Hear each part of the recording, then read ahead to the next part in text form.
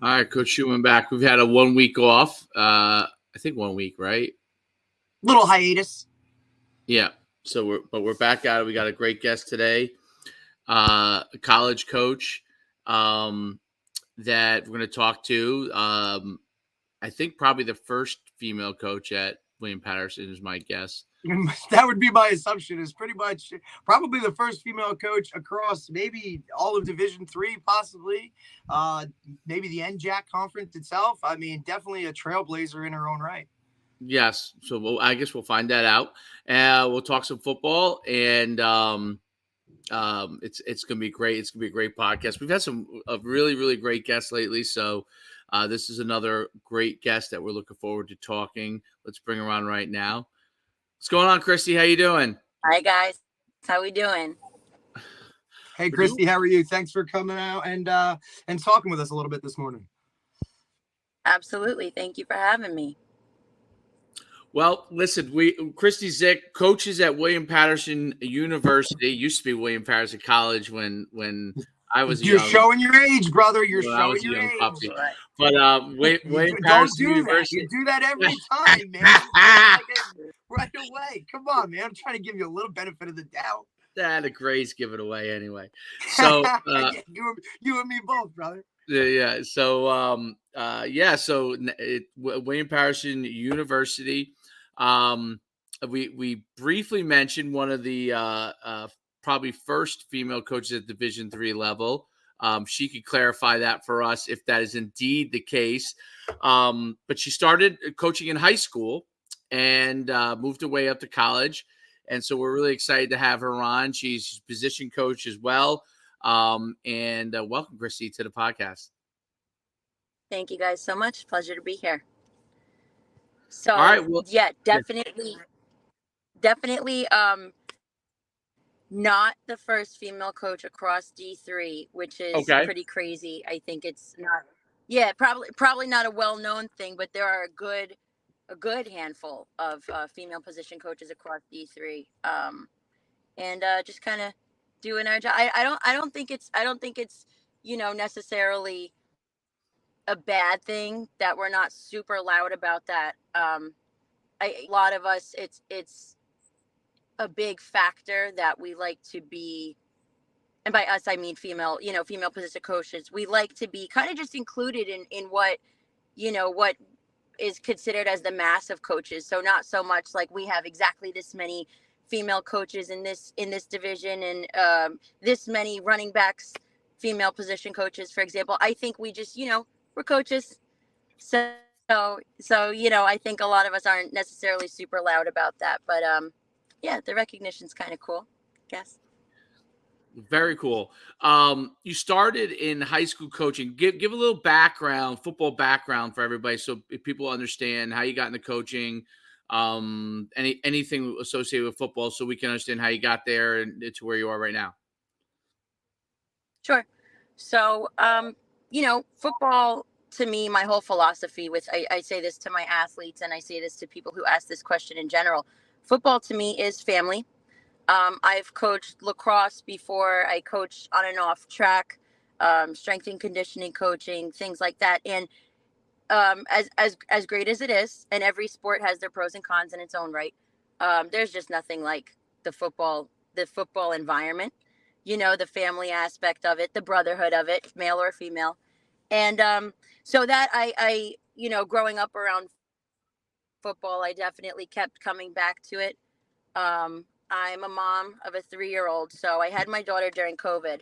And after coming out of the whole COVID, adjustments and things like that, kind of, I'm a new mom now looking to figure out what my career path is really going to be. Definitely stuck with athletics and very quickly came back to football after doing track for a little while. So that was a pretty clear decision for me. And there's just kind of no turning back from that when you love it the way that we do, and you're involved in it. Now, when I started at the high school level, and that was over at DePaul Catholic, shout out to Coach Camp and the awesome staff over there. Not a bad place to start. Oh man, I was so privileged to start out there. And I make that very clear all the time, to be able to say that that's where I even began learning the coaching side of football. Under Coach Camp's staff was, I mean, we went to the state championships my first year. At the end of my first year of coaching football, I was able to compete at MetLife Stadium. So, I mean, super, super fantastic experience. And when you start with something like that, there's no question about continuing in that right. So, and then, I had a good relationship with Coach Jerry Flora, who was the head coach at William Paterson, as you guys know, for years and years. And he introduced me to Coach Sean Williams, who is now my head coach for the second year. And, again, fantastic experiences, just confirms everything that I thought I loved about football. Amazing athletes I get to work with, great kids, and led me to where I am now. Very cool. And you're coaching positionally the receivers, or what position Yeah, so are you last coaching? year, right now, running backs. This is my first year with the running Okay. backs. Okay. Yep. Cool. So what were some of the things that you did to really get yourself? So you coach lacrosse, you coach track and field, transitioning over to football. What did you have to do to really get your knowledge base where you thought you felt comfortable coaching guys, coaching college athletes? From that standpoint, what were some of the things that you really had to do to get your learning up to speed? Pay very close attention to what everybody is saying and doing. I think in my first year of coaching, I tried to stick with my position more than anything, which was receivers at DePaul Catholic. And I found once I started paying attention to what coordinators were doing as a whole, what the line was doing, and not just what the receiver, not just what say our routes were. I was paying attention to the bigger picture of everything. And it's funny because I was told in the beginning, okay, focus on what you need to focus on and get really good at that first. And you don't really learn too much about what's going on the rest of the field when you're trying to approach it from that, from that point of view. So started really paying, like I would attend the position meetings of other positions. I would just hang around different position coaches and see what they were thinking, what they were doing with certain things, watch other people's film. That, backing up and looking at the bigger picture definitely allowed me to soak in a lot more, a lot faster. And then in the off season, I would go attend clinics for different positions. I worked a lot with Coach Rogers and his defensive backs, and that taught me a heck of a lot about receivers after coaching receivers for a year. You know what I mean? So looking at it from different points of views, and now working with the running backs, we attend O-line meetings. I mean, it's that was definitely the way to go for me. Interesting. The learning curve in football is well, there's always new things you can learn no matter how long you've been coaching. And it's interesting to hear how someone's learning curve projects to be able to grow, especially someone who did you play football at all, or I'm just curious, or like I did not. Right. So from a learning curve standpoint, that's an important thing, and that's really interesting to hear you like take on the whole, not just your position, but but understand the game, which I think is a critical part in each position and what they're doing to start to understand the commonalities to it, and the things that you can continue to translate. What are some of the things that you really try to do from a coaching standpoint that you think really help your players kind of maximize what they're doing on the field? What are some of the kind of philosophies that you have?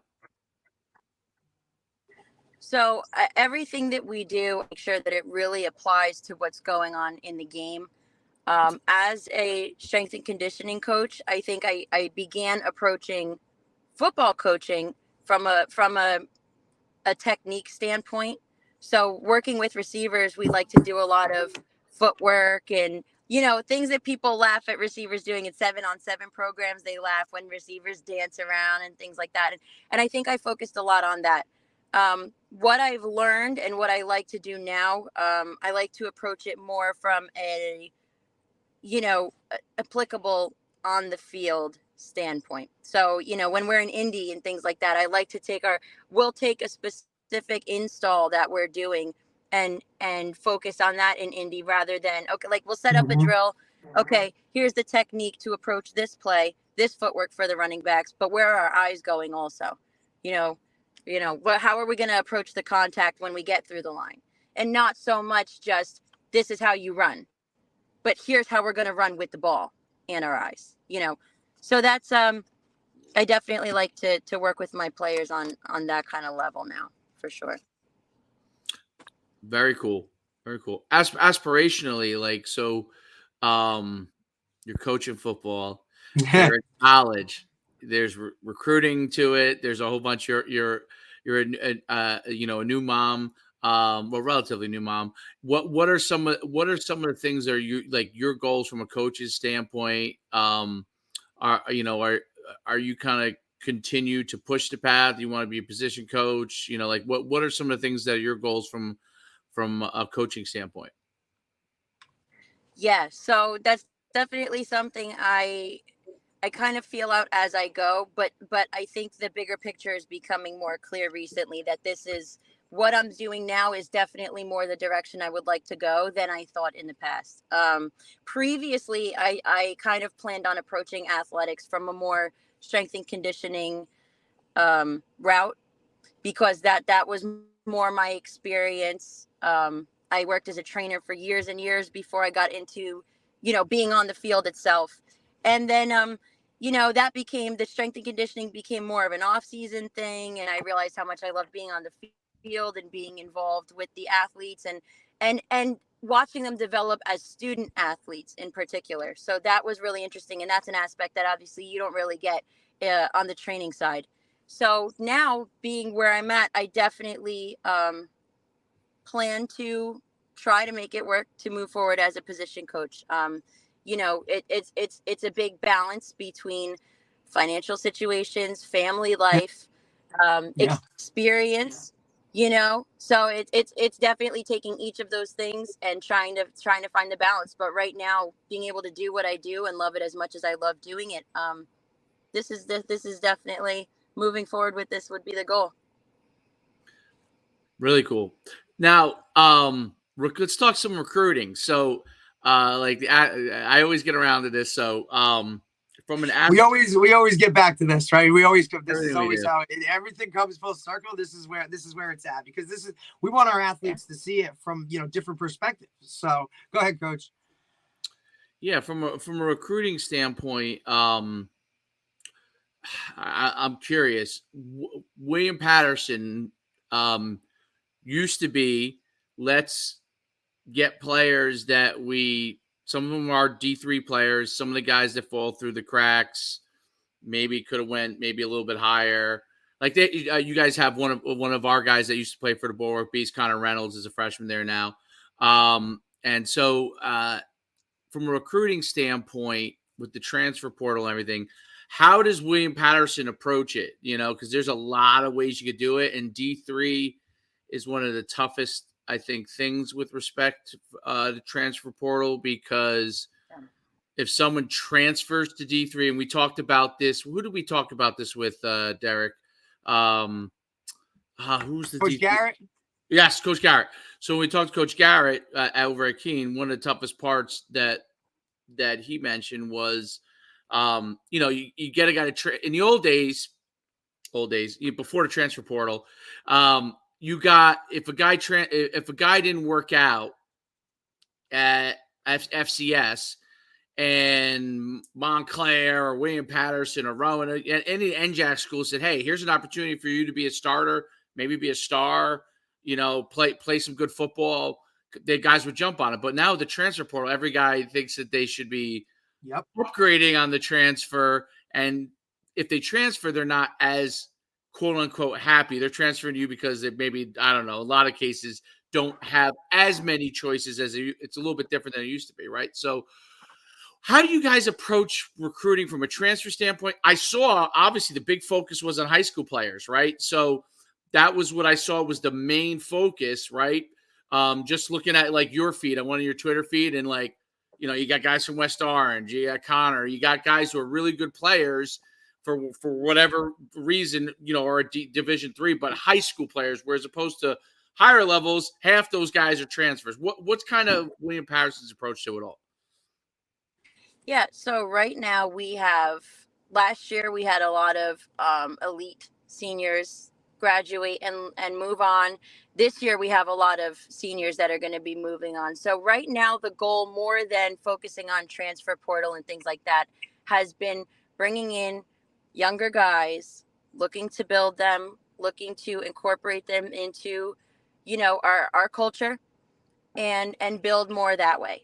So we do have a lot of fantastic young talent right now who are so amazing. They've been developing incredibly, super coachable, super open to learning from their seniors who are about to leave. Like right now, like for example, our O-line specifically, all of them are gone next year. So we have a brand new, very young, very athletic line that just came in. Now we have a couple transfers in, but that's more of a location situation for them, Right. family here and there type of, what I mean, type of thing. So not so much. We really don't focus too much on the portal because right now, in young guys who we can really build up into our culture.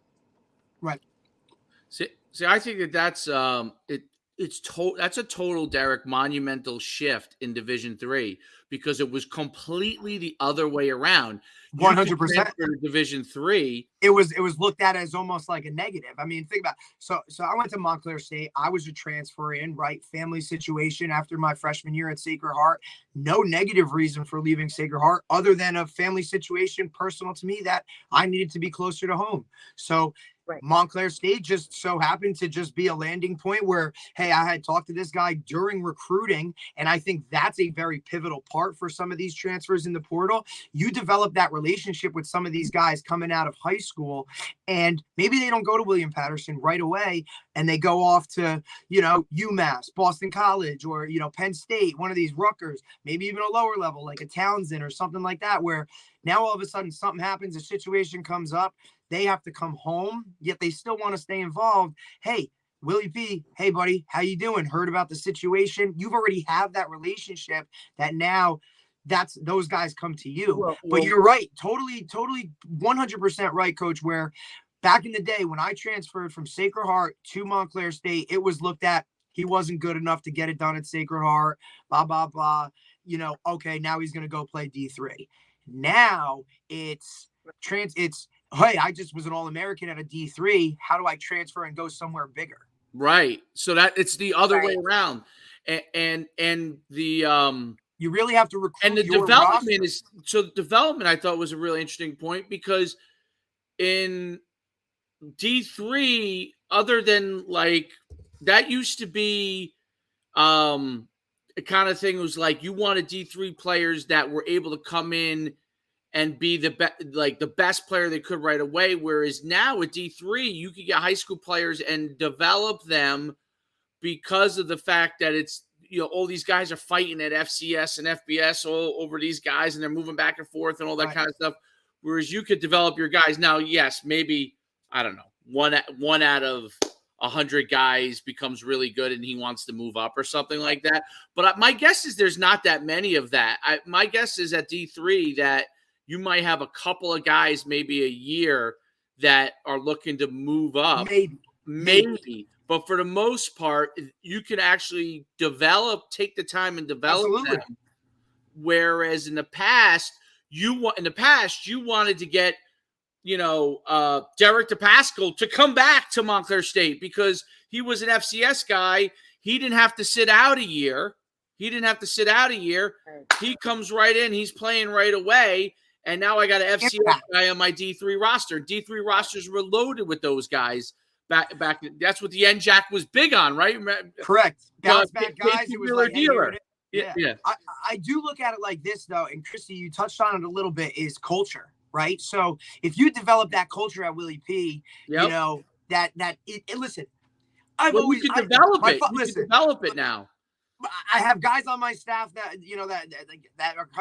I've been there. My father's an alum from William Paterson. Look, the location of where it is amazing. Yet it's just always kind of William Paterson, right? But I think, look, Coach Williams, he's been there a long time, a really long time. He's very well deserving of the position that he's in now. I think he understands the NJAC because he's been in it for so long as a DC. He played at a high level, NFL guy, and I think that if that culture continues to develop, Kristi, and you could touch on this a little bit about the culture itself, I think that you can really progress going upwards in the NJAC that is now. Right. Absolutely. It definitely, like you said, Coach Williams has been there long enough to see William Paterson go through a few different stages. And that's for obviously a variety of reasons. But what he is focused on right now is very much requires us to be able to bring in young guys who are going to be open to what we are trying to do. Right. I see what you're saying about how it used to be the other way around, especially, with something like transfers or now the transfer portal. But right now where we're at with what Coach Williams is trying to do with that connotation that tends to come with William Paterson, like you said, Coach, just, Willie P, this and that, what he's doing with the program right now, what he's been doing the past couple of years, we're bringing in the young guys who are so coachable and so athletic, but also willing to improve on what they have, tends to work out better for us right now than trying to bring in guys who this is what I am, this is what I can do, and that's right. the deal. That's a great point. That's not going to be right. That's not going to be as beneficial for us as other approaches may be. So right, that's more of the hey, we can win now with this guy here, or we can look to the future, bring in people that are our guys, get them engulfed in our culture, and then we can kind of rock with that. Right. Yeah, Trust the process. It's hard. Trust the process. I think that's a big deal too, because you're not going to get transfers. You're not going to get transfers anymore that are going to be happy. Right. Not too many. I mean, you have guys that maybe for location. Right. For other reasons, they're happy to just be playing ball. You know what I'm saying? No, so, right.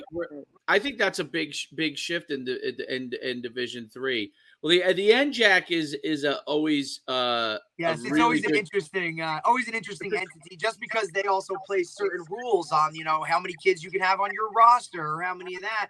I mean, you're also looking at William Paterson, which is also really kind of started academically to really kind of push the envelope a little bit more. So academics there, kind of play a role into who can come into the school and whatnot.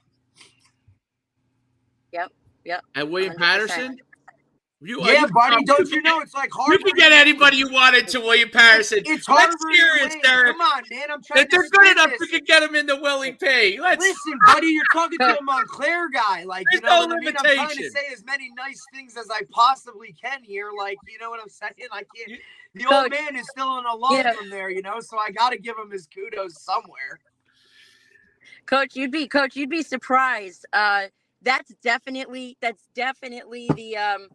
the common knowledge is like, oh yeah, it's not, academically speaking, that's not too tough. You'd be surprised how many young guys we've had to say, okay, can I see your do you have your unofficial transcript, send it over before? And all of a sudden, you lose certain people that are, you don't have what you need to get into William Paterson, my friend. We're working with, a situation, Yeah. I had to get that in. You got a lot bigger problems than coming to school here. Well, my wife went to William Paterson. My wife went to William Paterson. So yeah, there you go. My wife went to William Paterson. So I could clip that and just say that I was busting William Paterson's chops. Because I have to bust chops at William Paterson as much as I can because my wife went to William Paterson. And by the way, she's much more successful than I am. So, so there you go. No, I mean, amazing school with some really amazing programs if it's being utilized. But kids that try to come in because of what they've heard about William Paterson, and you think, all right, now hold on, it's not like that. It's. So there are times, right?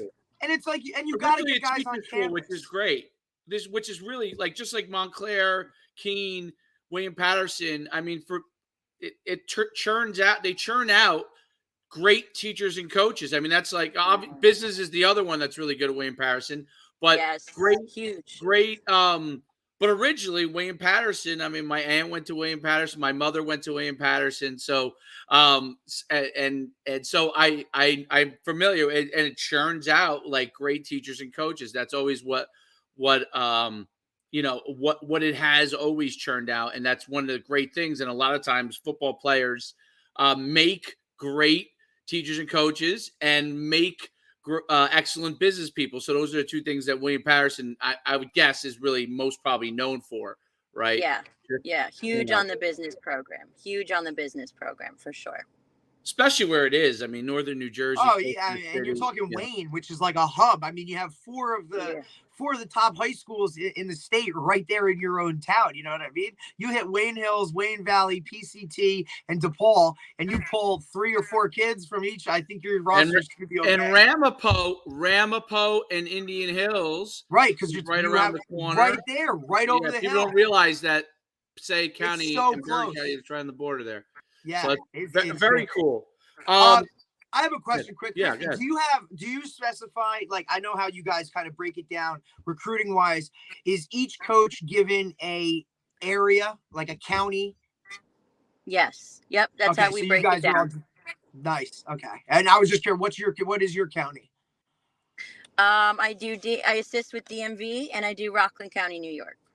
Nice. See, yeah, I see. That's also interesting. That's branching out outside of New Jersey, man. You go over that hill. Well, I mean, come on, Coach Flora up there at Sleepy Hollow kind of got the best mascot in the country, bro. Headless horseman on a real horse riding out. Come on, dude. If you don't win those games, I don't know what's going on.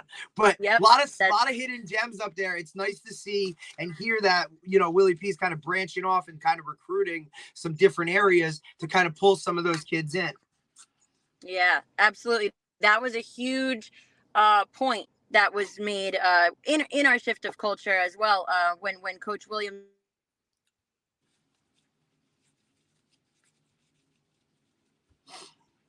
Hello. Oh. Frozen.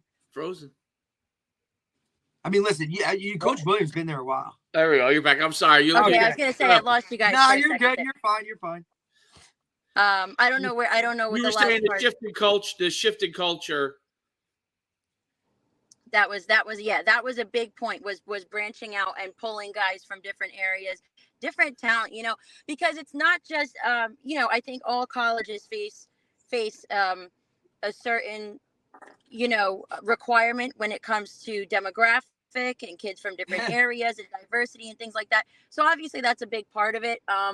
New Jersey being a massively diverse state in and of itself, it's not too hard to pull different talent that way. However, I think right now in different areas and I'm talking statewide, I think coaching cultures vary so much that a big part of it for us is not just so much demographic. It's who has this guy been coached by? What are they doing down in Maryland? Baltimore particularly. What are they doing out in Virginia? What are we doing up in New York? Right now, we have a good handful of freshmen from New York because of what they're doing over there, football wise, coaching wise at the high school level.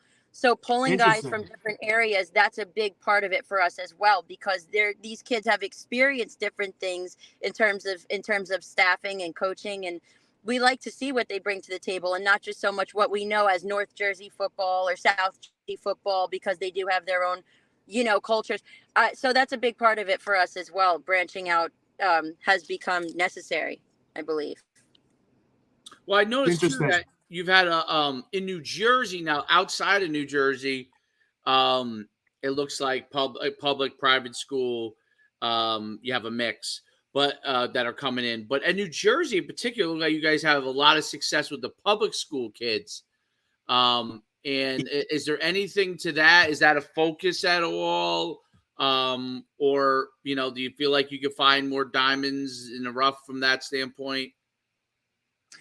I don't necessarily believe that we look at it that way. What kind of athletes are produced from public school versus private school, as much as it is, situations for them. On their end, it's more financial situations, again, family situations when they come in. Another big thing that we see when kids come to us, more than when we, kids that we approach, but kids that approach us, athletes, I should say, that approach us, um, public versus private, a lot of it has to do with playing time. Of So course. therefore experience.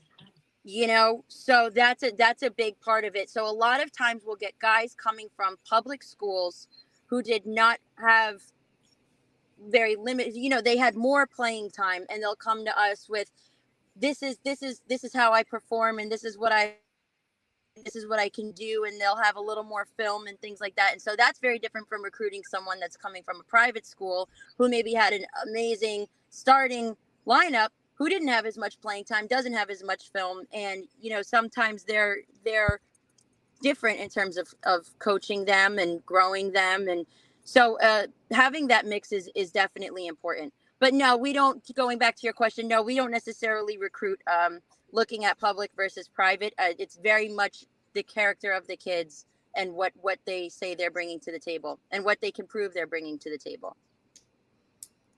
Interesting. From a recruiting standpoint, what have you found like to be the hardest positions to get players in today's age, and what have you found to be the easiest to find more players in? So we have a massively new linebacker room. So we definitely got a lot of now it's, I don't know that that's because they were easier to recruit. It's because we were in major need of some backers. But we have a totally green linebacker room, and they're fantastic guys, developing very well. Running backs are tough to get, a quality running back. It's we have, Kristi, we have this conversation all the time about if there's one position that like really is on strain right now, especially, is the running back position. It is hard to find running backs just in general. No, it's difficult. Yep. Well, I think it's a matter of keeping them healthy at a young age. So trying to get healthy guys. Running backs is a tough position to maintain. They have so much responsibility on the field. And so staying healthy through a high school career and then coming into college healthy and keeping them and trying to find you guys, that's a tough position. O-line as well, for the same exact reasons.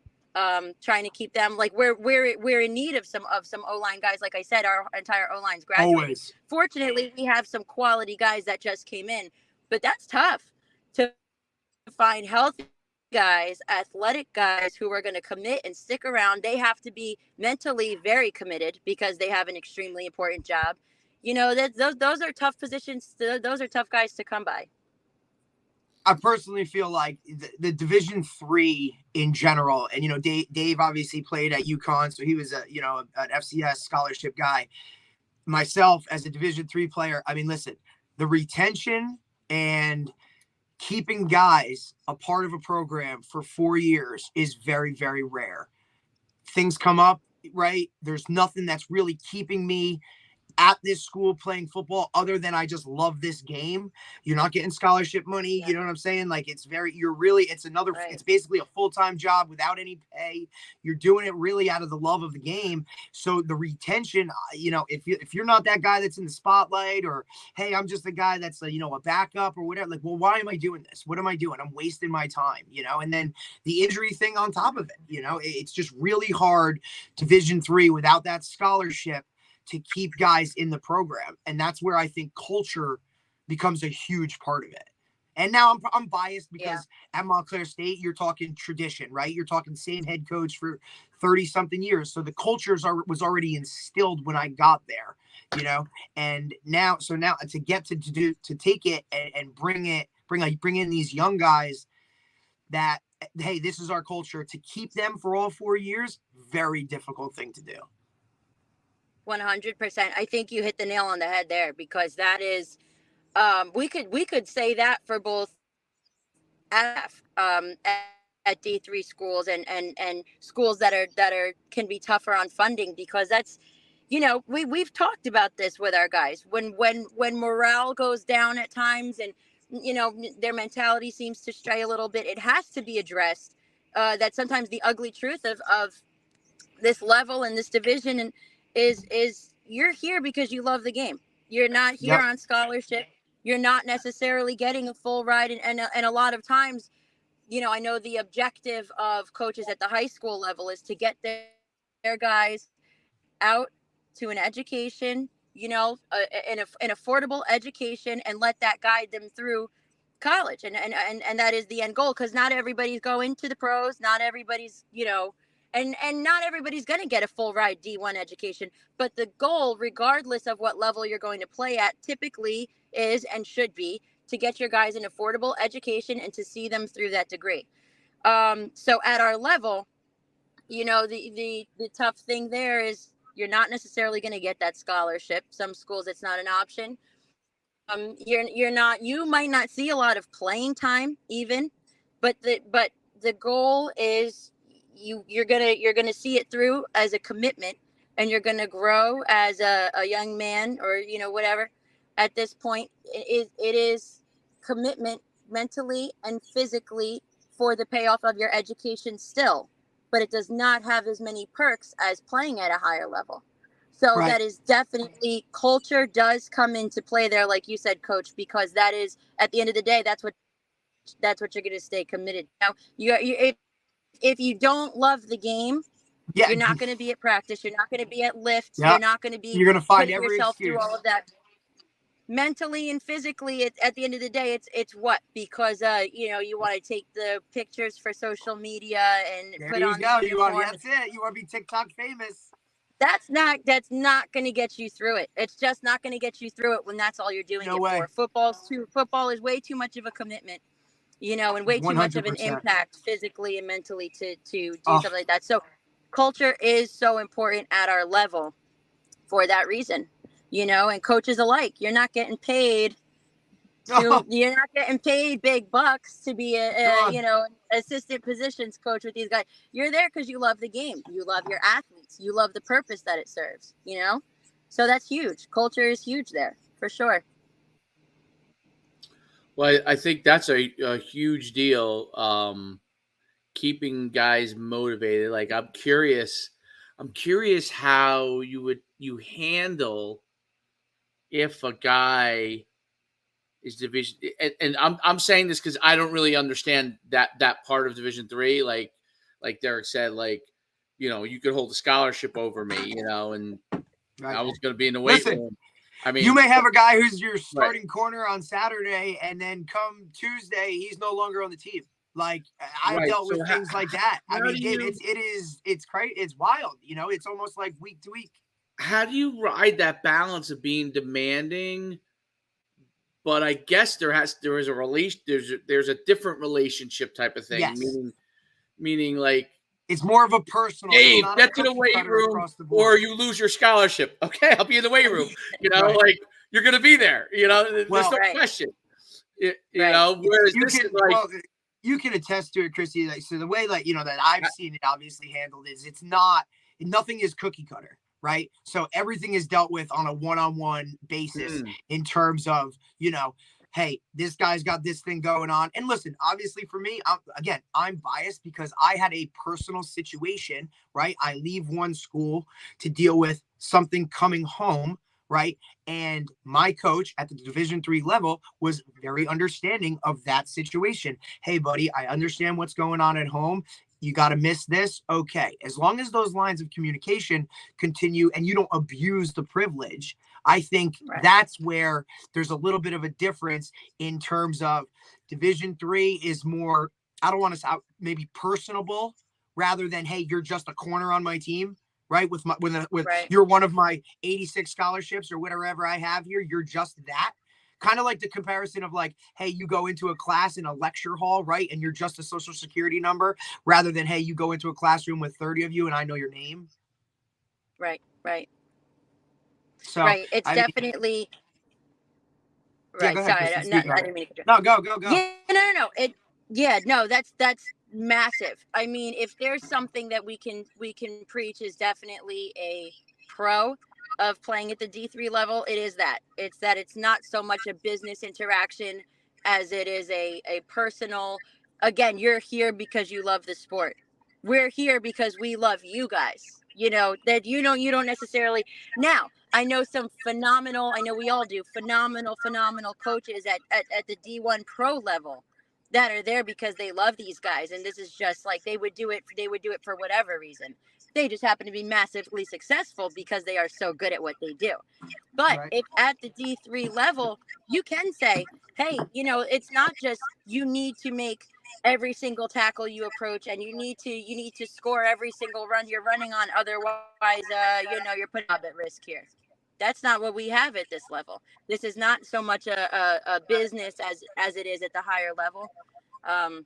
However, to circle back around to, okay, how do we balance that then? How do you keep these guys disciplined, for lack of a better word, without anything to really, okay, I can't threaten your scholarship. I can't threaten your, you know, you could say, you know, and we do say, if you don't want to be here and you can't perform at the level that this team is asking you to perform at in order for us to succeed as a group, and you're an I person, you can walk.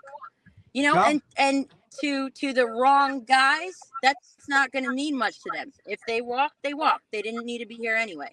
You know what I'm saying? It's not, we don't really focus on trying to keep everybody around and keep everybody in line, because if you're working that hard to keep a guy playing his game, he doesn't need to be here playing the game. Exactly. You know what I'm saying?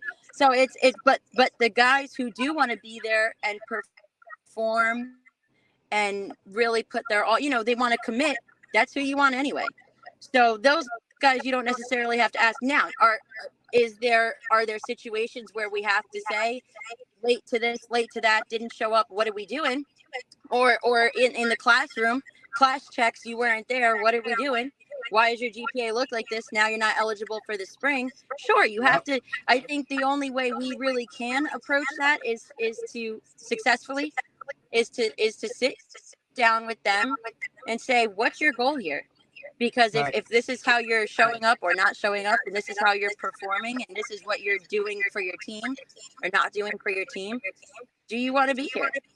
If not, we're not going to make you stay. We can't make you stay. We want you here. We'll always make that clear. If we recruited you, if you have a spot on the team, if you're a returner and you're still playing the position you want to be playing, you know, by the grace of the head coach, then we want you here. And we'll always make that clear. But, you know, we're not here to discipline you and make you do certain things in a way you to be performing with an attitude like you don't want to be here. You know, so that's kind of how we would approach that. And I think we're very open about our family culture and family mindset, because that's, at the end of the day, that's what it is.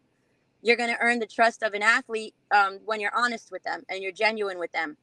And at our level, that's what you have to do. And that's all you can do, because that is what it is. You know, we're not necessarily going pro. Does it happen? Yes. We're not necessarily going pro. You're not here on a. Oh, you guys lose me there again? You're back. You're good. Okay. So, but you get what I'm saying there, right? Yeah, absolutely. No, it's fantastic. I think that's a great way to end. That was really that's important stuff. That family relationship, the ability to develop the relationship with the players so they understand, you know, what's in it for them in the long run, while you're building the team and building the culture, and it's great stuff to hear. What can you share whatever before we let you go? What's your Twitter handle is probably the best way to get in touch with you, film, and all those kind of things. What's your Twitter handle? Yep. So that's Coach K Zick, Zick. I think it's underscore Coach K underscore Zick Zick. Perfect. Coach, awesome. Thank you so much for coming on today. I learned a ton of things. I hope you enjoyed the podcast, and we'll hopefully see you guys. See you soon, and go Willie P. Thank you guys so much. It was a pleasure to be here. Thank you so much. Thanks, Coach. Appreciate it. Good Thanks, luck. Coach. Have a great day. All right. See you, Coach. All right. Have a good one, guys. Thank you. Thank Bye. you.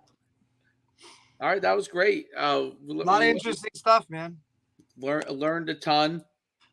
I mean, on the D3 level too, though, like talking, you're looking at it. It's just hard, dude. You know what I'm saying? What about Mount Union? I wonder if Mount Union has those issues.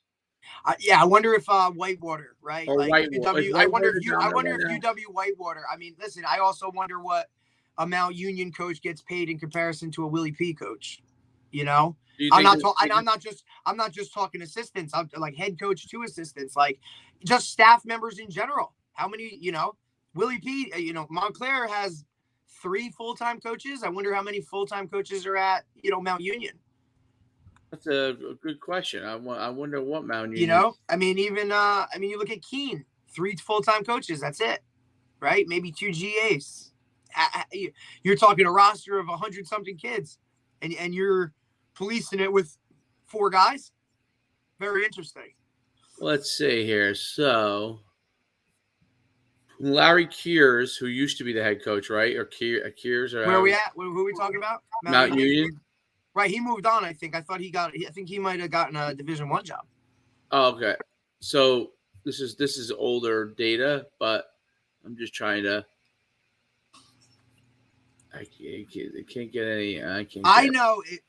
At one point in my career, I was going to go back to Montclair State and I was going to help coach the secondary, and I would have taken a pay cut from what I was making in high school. Really, that's interesting. Yeah, it's hard to see what. Yeah, you really can't find that info. That's a tough. Maybe it's a secret. Well, I'm sure it is. Although Mount Union is a private school, that might be why. Right. See, that might be a different factor too. Wisconsin Whitewater is not, though. No, because it's a state school. He gets.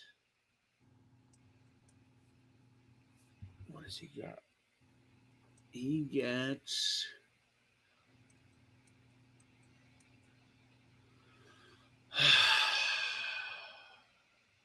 Good question. I wonder what he gets. Look at a state school here, now. Look at Rowan. Is Rowan a private university? Rowan is. So then, what about we'll do a SUNY Cortland? SUNY Cortland. Here it says football. Men's football. Men's football. That's interesting. I'm looking it up right now, and I don't think I find. By the way, Wisconsin Whitewater's football team actually loses money. Loses money? Yeah. Well, listen. I think I read a stat the other day that there's only I want to say maybe 10 or 12 athletic programs in the entire country that make money. Majority of them don't make anything. Colorado's making money.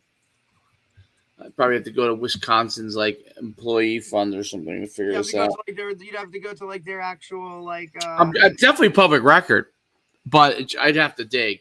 To get that. Not something you can find in 2 seconds while we're on. So that was a really good podcast, good stuff. It was definitely interesting. Running backs coach. She's got it. I mean, shit. No doubt. I mean, listen, she learned from some of the best. So, I mean, you know what I mean? That transition is definitely, she started at a high level or whatever, and then, kind of transitioned to that. I'm just curious to see where it takes her, Is Diaz the DC there, or he's just a position coach? No, I think he's the DC. Cool. That's our guy. All right, well, let's get rolling until next time. This is a good podcast. Really good stuff. Very interesting stuff. All right. Next time. Make sure you check out myfootballcamps.com/D1 promo. If you're a 2024 guy, if we get to October and you're not on, we're not. I don't need to get there, man. Time is ticking. Time is ticking. We will see you all soon, and till next time.